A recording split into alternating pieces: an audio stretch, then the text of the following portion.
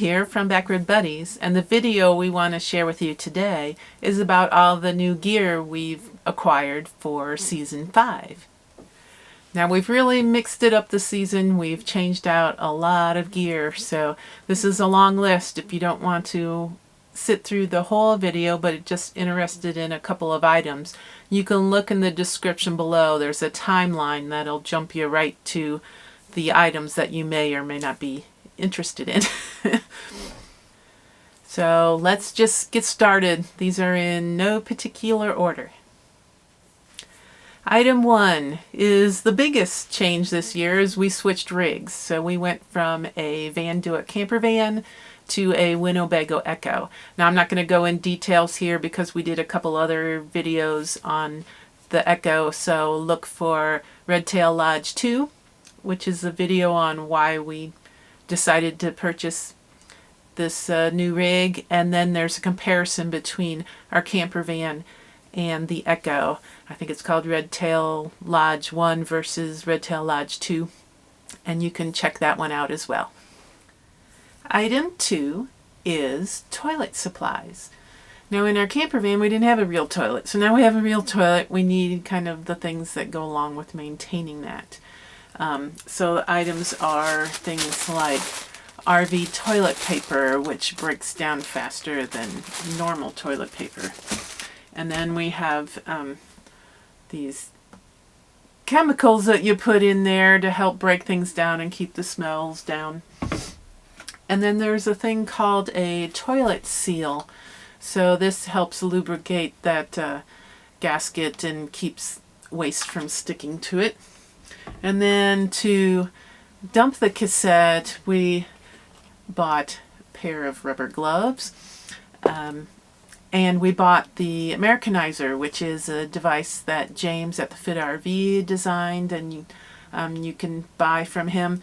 And it attaches to the end of the cassette and allows it to directly attach to the sewer hose or the gray water hose that comes with the Winnebago EKKO. And that allows easier dumping into a regular RV dump station. Now if you're just dumping it into a toilet or something, then you don't need that, but this is for dumping into an RV station. Item 3 is freshwater supplies. Now in our camper van we used jerry cans, which we could easily take over to wherever we were filling fresh water, so we didn't need a very long hose. But now in the RV, the freshwater fills on the side of the RV, so it's however close we can park to the fresh water supply, so we need a long hose. So we actually bought this 0G hose, and it's rated for drinking water. You don't want to use a regular garden hose because that'll leach chemicals and not what you want to drink from. Going along with that, we also bought these little caps to go on the ends to make sure that hose stays clean and bugs don't get in it, because again we're drinking that water. And then when we're trying to fill it, it's a gravity fill, and again you may be filling at the RV checking to see how full it is, and the shut off to the water might be a little distance away. Not the most convenient, so we actually bought this water tank filler. As you notice, it's still in the package, so we haven't used it yet, so we'll let you know how useful this is in a later video. And then when you're actually winterizing the RV and you want to blow it out with compressed air, you need this little, what is this thing called again? I think it's just called a blowout valve, and we just picked one up, I think at an Ace Hardware store. So, but you'll need that if you want to blow out your water system when you're winterizing. Item 4 is a Hughes Watchdog surge protector. Now in our camper van worked on a 20 amp circuit instead of most RVs, which either work on a 30 amp or 50 amp circuit. So we were unable to find a surge protector that would work from the 20 amp. Now the surge protector, you could read the details of it, but it protects against a lot of different things. So when you're hooking up to shore power in a campground, you're not always sure things are wired properly, or you may get surges, or you may get low voltage because there's too much load on the circuit or something. So you want to protect your electrical system in your RV, because it could be very expensive to fix it, or you may have appliances break on you because of the bad electricity. So this is the Hughes. This is the 30 amp version. They also make a 50 amp version, and you put that in between the shore power and your electrical hookup into your RV. You know, so there's also a lock on here, so because this is an expensive unit, but this is protecting you from a much more expensive repair. So always a good thing to have. Item 5 is GoTreads leveling blocks. Well, technically GoTreads are traction boards, but you can also use them as leveling blocks, so they're kind of a 2-for-1. Now, we had leveling blocks for our camper van. We started out with EKKO. It looks like the Lego stacking blocks, and those work fine and they're cheap, but they don't last. We found after a season or two they kind of cracked and fell apart, so we actually switched to beach leveling blocks, and we liked those a lot better. However, we only had 2 of them, and so depending on which side of the RV you need to level out, on the EKKO you have dually tires in the back, so you need at least 4, because it may be your back end's low and you need to raise up the back end, which means you need to raise up all 4 of those tires. So you need 4 leveling block systems. So we needed to get new ones anyway, so we thought we'd give these a try, especially since they are traction boards as well. So they kind of fold out up so you can get different levels, you know, different amounts depending how much you fold it up. And then they can also be used as traction boards. So they come in a set of 2, so we got 2 sets of them, so we have 4 of them, so we should be covered this time. Item 6 is a tire pressure monitoring system. Now, we had one in the van and we really like it. We feel like it warns you way ahead of time before there's an issue with your tires, either because of pressure or heat. So we really like having them. So we got one installed on the EKKO as well. And if you want more details about that, go over to our EKKO mods video, and we go into more detail on that one. Item 7 is new bedding. Now, in our camper van we had a queen size mattress. In the EKKO they're they call them 2 twins. They're actually more of a cot size, and we found that out. So we initially, when we went to go pick it up, since we needed bedding right away, we bought 2 regular twin sets of sheets and comforter and shams and everything. And we found that the twin sheets were really kind of loose, especially the fitted sheet on that mattress, and that kind of got in the way of opening and closing the drawer down there because it was just so much extra material. So let me look at the measurements here. So a typical twin mattress is 38 inches by 75 inches, and the EKKO beds are 32 inches by 76 inches. So we found some cot sheets, and cot sheets vary in size, so make sure you look at the measurements. And the ones we found that fit pretty well is 32 by 75. So it's an inch shorter than what the mattress is, but because the mattresses aren't real thick, there's plenty of material to have a nice tight fit on those EKKO mattresses with that 32 by 75 size cot sheets. So that worked out really well. Item 8 is water heater supplies. So we bought a couple of items. The EKKO comes with the Truma AquaGo water heater, which runs on propane. And so, first of all, just for regular maintenance, we bought the decalcification tablets. That it's just regular maintenance to keep the calcium from building up on the elements in there.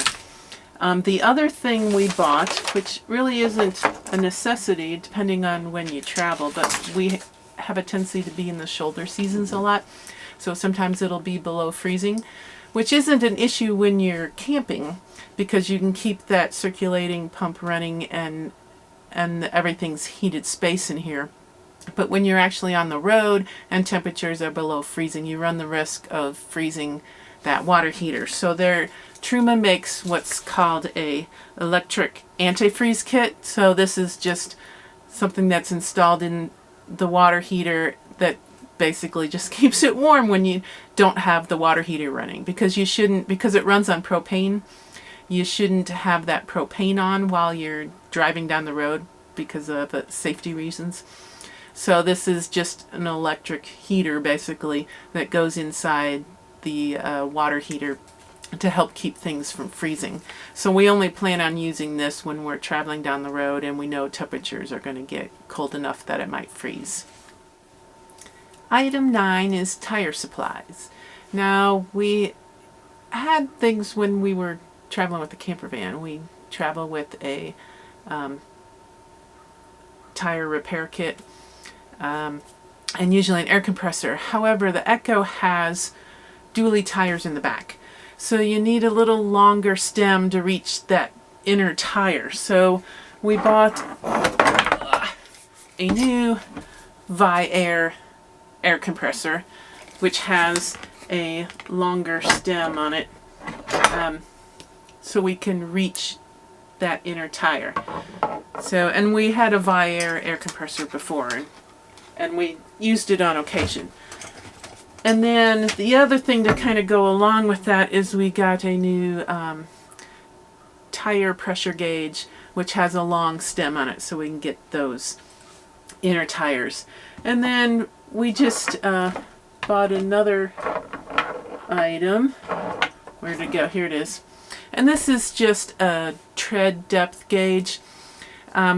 We didn't carry one before, but it's usually a good idea to make sure you're checking the treads on those tires, because we kind of got caught off guard last year when we were up in Anchorage and we just took it in for regular maintenance, and they're like, you know, your tires are pretty thin here, you're not going to make it back home. So we actually had to we actually struggled finding the right size tires in Anchorage and ended up only replacing 2 of the 4, the 2 worst ones, and managed to get home before replacing the other 2. But it's always a good idea to make sure you're checking the depth of those treads, because you might get some uneven wear and it may be an indication of some other issue. So they may wear faster than you think they might. So just a good idea to check those regularly. Item 10 is cab window shades and fan cover. Now the EKKO comes with this nice insulating curtain that snaps in place behind the front seats of the cab, so it basically isolates the cab from the rest of the coach. And we really like this one. It's very insulating, really darkens the space, but it does nothing for the cab itself. So if it's sitting in the sun on a hot day, or just you're in really cold temperatures, you kind of want that cab space to remain somewhat comfortable as well. And the EKKO does come with this curtain that velcros into place that just kind of hangs down around the windows, but it sags. It's not really great for privacy. It's not really great for insulating. So we kind of ditched that and bought some window shades that are designed for the Ford Transit from a company called Van Made Gear. And this is the one that goes in one of the cab side windows. And it's just magnets, and it just kind of snaps into place. And we got one for the windshield. And then we also got one for the fan, the Max Air fan, so when we're not using the fan, to help insulate that fan off from drafts. It's just a little cover, and you just have to install a little I don't know which way is which. Yeah, I think it's magnets in the underneath the fan cover. And then this just holds up there with magnets. Item 11 is e-bikes. Yes, we joined the e-bike crowd. We used to have some Trek hybrid bicycles that we rode. We actually didn't take them up to Alaska with us, but the previous seasons we always had them with us. We do like to ride. We're not real big bike riders. But we do like to get out and get exercise. It is nice to be able to leave the campsite without having to pack up and drive somewhere. So when there's some place we can get to by bicycle, we really enjoy doing that. But when you go to a new location and you're not familiar with the area, you're not really sure what the terrain's going to be like, or exactly how many hills you're going to have between where you might want to go.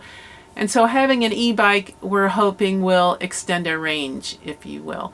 So if we're somewhere we just need to run into town to the grocery store and it might be a little too far to walk, and with our regular bikes it might have been, we weren't sure how well it would be.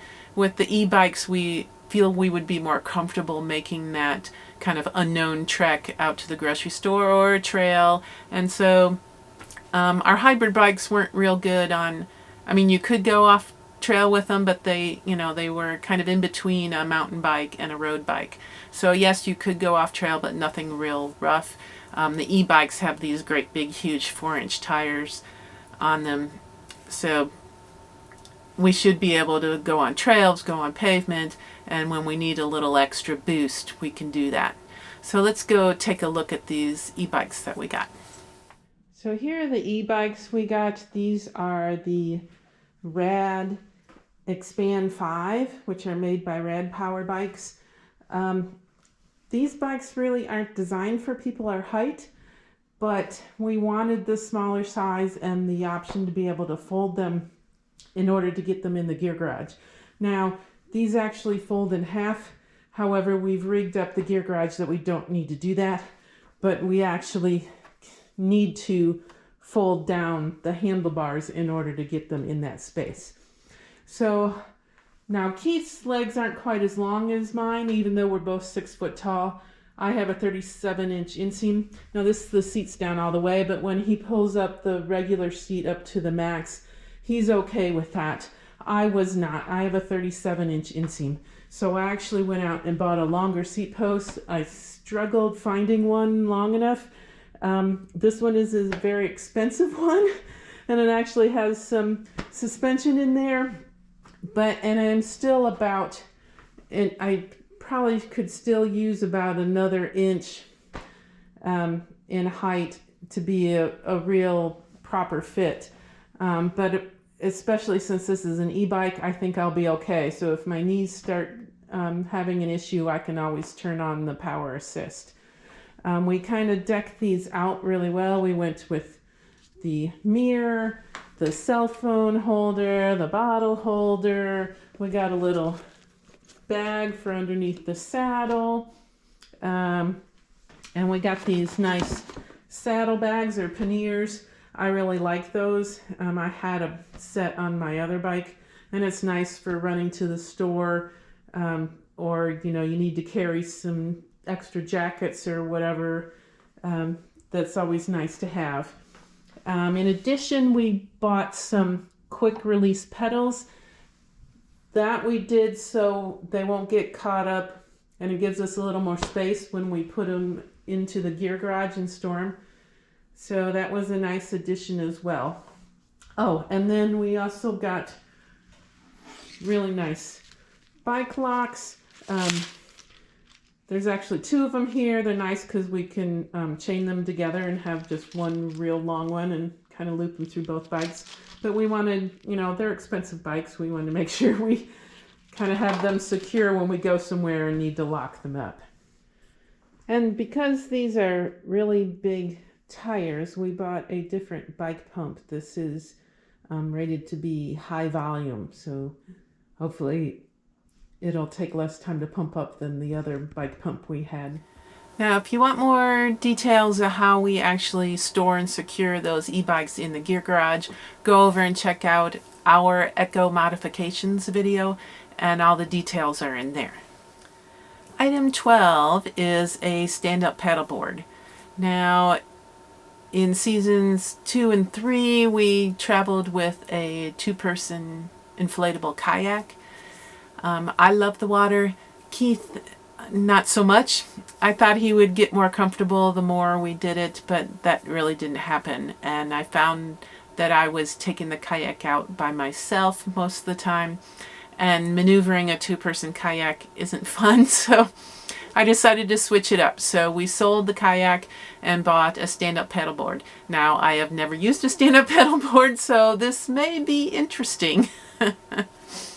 Now, the stand-up paddleboard that we got, I think is called an Isle Pioneer. It's an inflatable, and as you can see, it kind of compacts down pretty well. So we're hoping that will work out. And it really doesn't take that long to inflate either. So we'll see how it goes.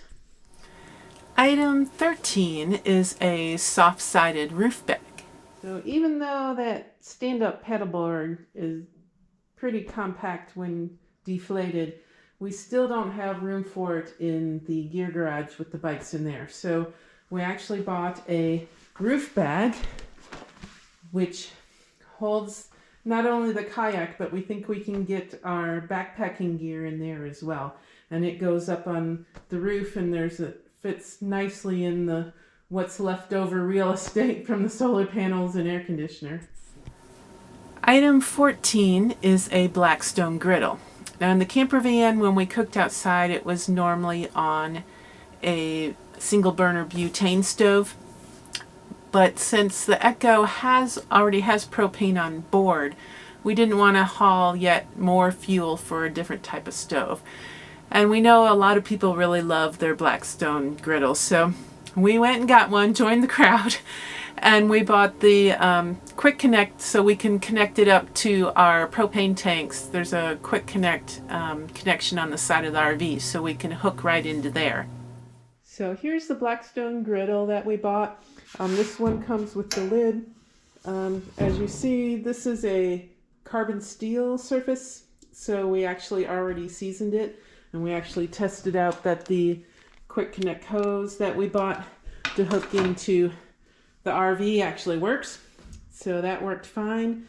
As you notice on the back here, when you clean it up, you scrape everything into this little grease pan. Now we bought an extra little drip pan to actually hold these bottles in so that they store without tipping over. One is for water, one is for oil. The oil you would use to cook with or to season the griddle, and then the water you use to clean up afterwards. So we also bought this nice spatula set to help cook and clean the griddle with that as well. So that's basically that. Item 15 is an induction cooktop. Now, this is the induction cooktop we got. It's just a single burner. Now, this wasn't really a necessity. We do have the dual burner propane stove on the inside, and we do have the Blackstone griddle for the outside. But there may be times where we're getting low on propane and we just want another source of cooking, or we've never used an induction cooktop before, so mainly it was kind of an experiment we wanted to try. So we'll see how that goes. Item 16 is new cookware. Now, we had been camping with this set of stackable camping pots that we've had probably not quite 30 years, but it's been a long time. And it's the old non-stick, and it's all scraped up, so who knows how many carcinogens we've been consuming. So it was really time to get some new cookware. Plus, we also needed cookware that was compatible with the induction cooktop. So we still went with stackable. Stackable is a real big space saving in not only RV, but just camping in general. And so we went with this is a very popular set. This is a 10-piece set by Magma, and there's an induction compatible and one that's not. So if you need induction, make sure you get the induction compatible one. And it's just a really nice set. You know, it's got detachable handles, and this is basically a 10-piece set, and this is all the bigger it is. So it saves a lot of space. Really nice. We're looking forward to using those. Item 17 is a hand dustbuster. Now, in the camper van, we had just a really small space. And so we just used, you know, a little hand broom and dustpan. And that worked fine. But now in the EKKO we have much more living space and a lot more floor space to clean. So we got a little, this is what, Black & Decker little hand dust buster, just for a little more convenience and a little more comfort. This is also helpful because there always seems to be those little cracks and crevices that are hard to clean with a broom. So a vacuum should do a better job on that as well. Item 18 is taller coffee mugs.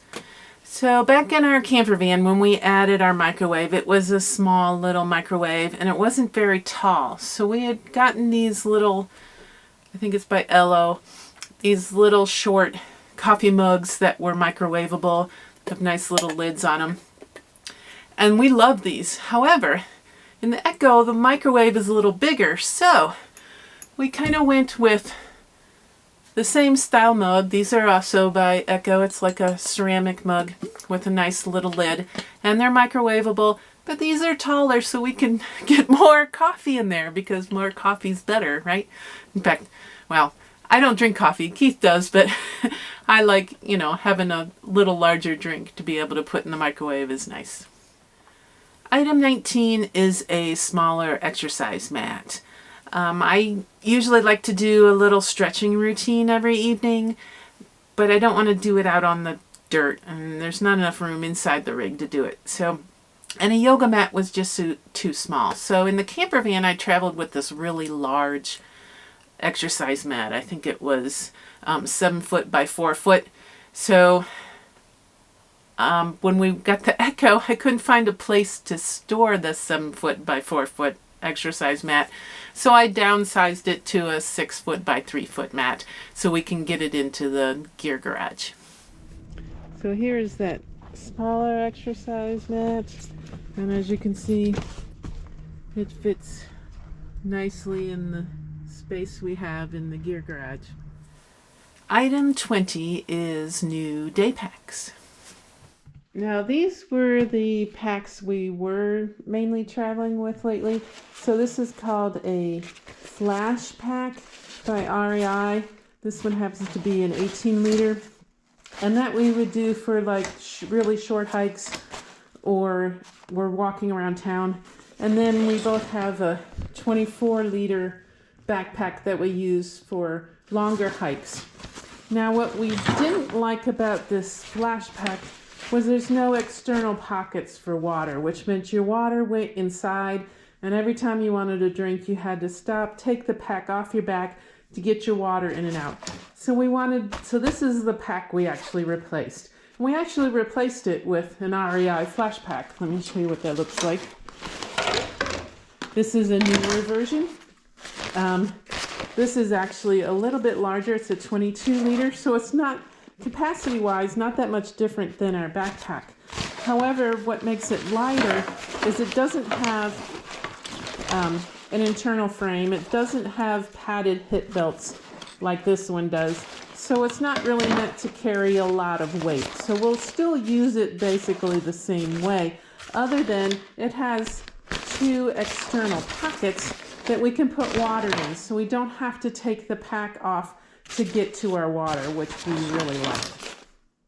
And then in addition, this season, we're going to bring back our backpacking packs. These are a little larger. Mine is, I think, a 55 liter because we actually do have a short little backpack trip planned for this season. So you can look forward to that. Item 21 is a 12 volt power drill. So this was something Keith decided to add to his arsenal of goodies. This is by Bosch. So it's just a nice little small hand drill, battery powered, just for helping out with repairs or little things while we're on the road. It's got a nice little light on there.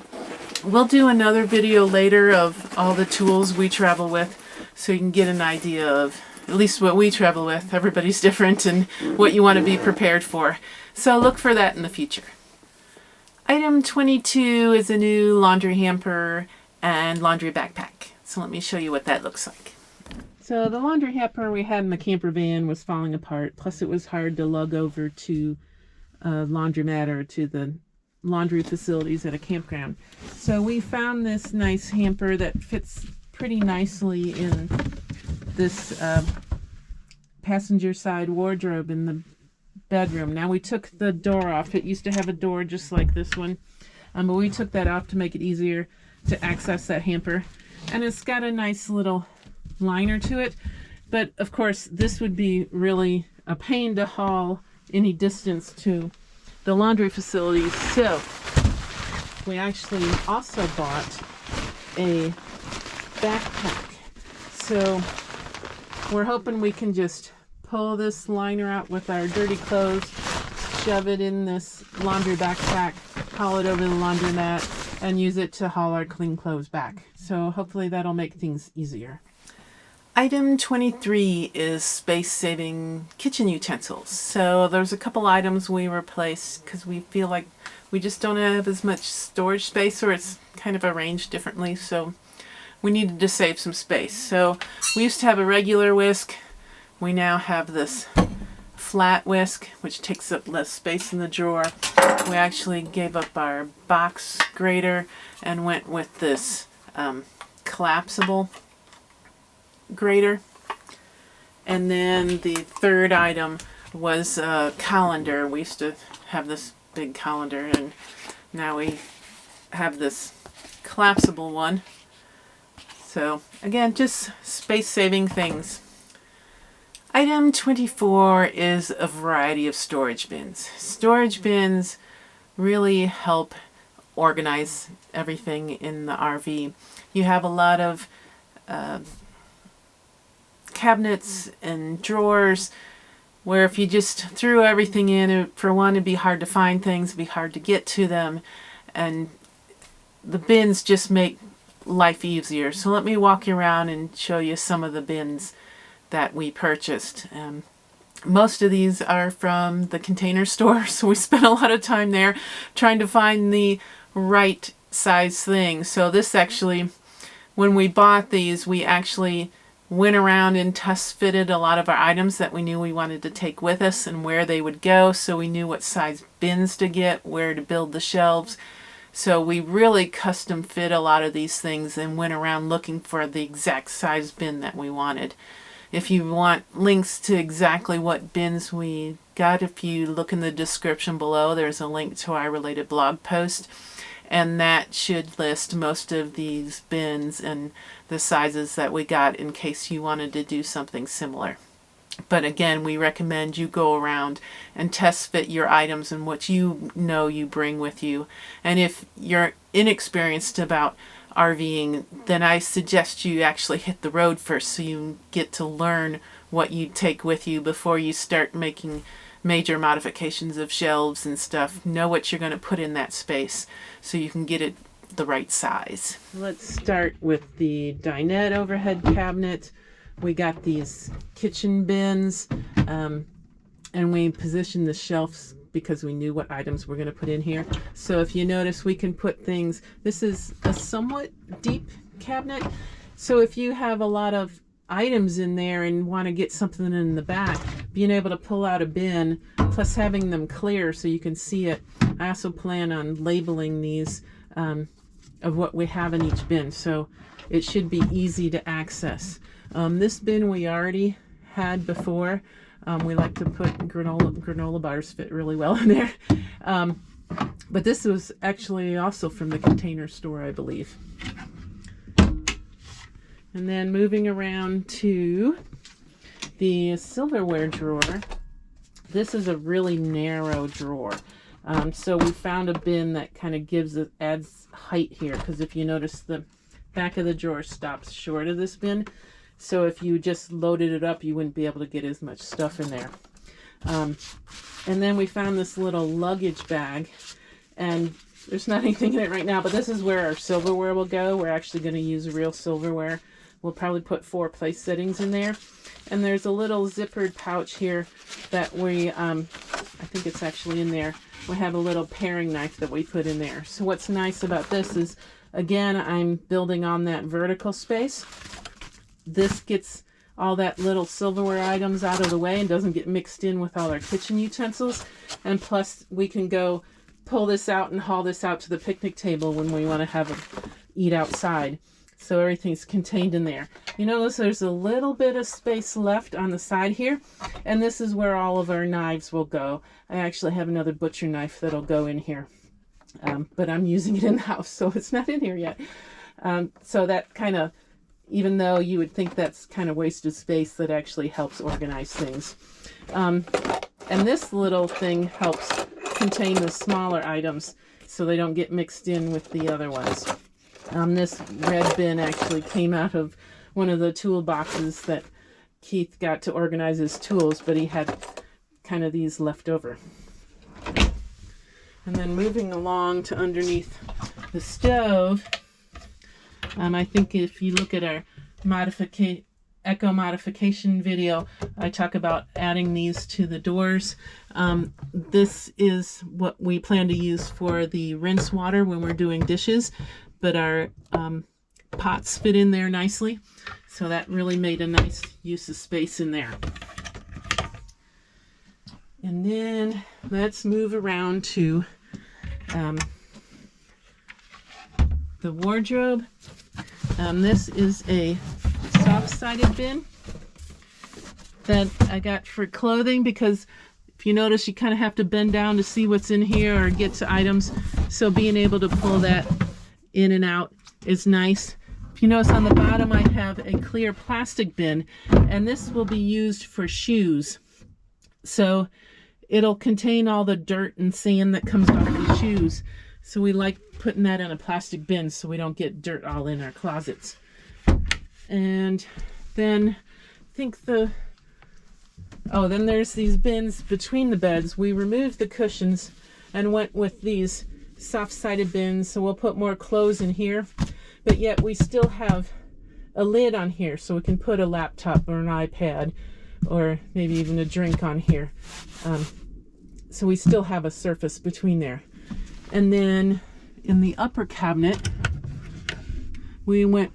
I did, Keith decided not to do that.